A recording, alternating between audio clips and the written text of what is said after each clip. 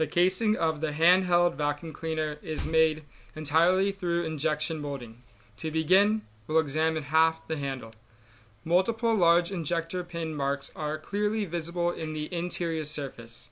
Additionally, we believe that one mold was necessary to create the shape of the handle, one half creating the exterior shape, the other the interior surface.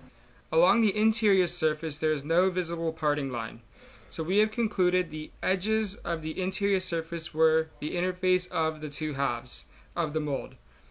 The parting line is abnormally large along this half circle, so this suggests the mold was wearing out at this location. The dust collector was made through injection molding, but interestingly does not have injector pin marks.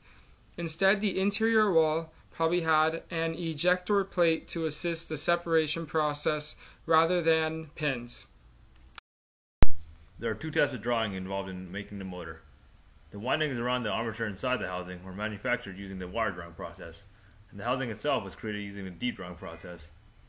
Deep drawing the housing is the most logical process since the material is not that thick and it does not have any seams or welds. Alternatives to deep drawing could be die casting or powder metallurgy.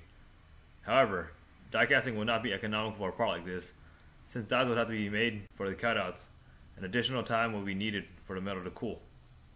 Powder metallurgy is another viable option, but like die casting, it is also time consuming compared to deep drawing, since the part must be sintered after it is formed. Because the housing must also be die cut and threaded after being formed, deep drawing is the most economical method to produce this part because it requires the least amount of machinery and is the fastest out of the processes. The conducting metal electrical lead which bridges current from the battery power source to motor is most likely manufactured by stamping and die cutting. We believe this because the parts is thin with simple geometry. Stamping and die cutting are cheap, quick ways to mass produce the parts.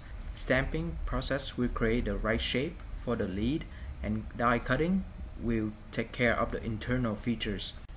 Lancing creates the slits for connection between the lead and motor.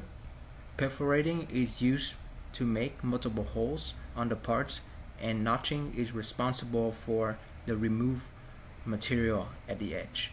Laser cutting is capable of creating the same geometry on the sheet metal, but it's much slower and less cost effective than stamping and die cutting.